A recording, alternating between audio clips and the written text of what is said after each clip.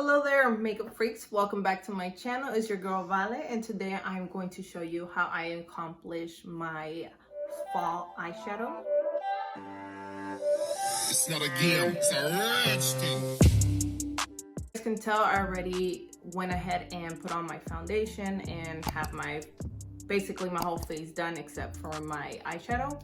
Today we are going to be using the Anastasia Soft Glam palette, which is very fall colors. We are going to be using our Sigma brushes today, Sigma eyeliner, and L'Oreal mascara.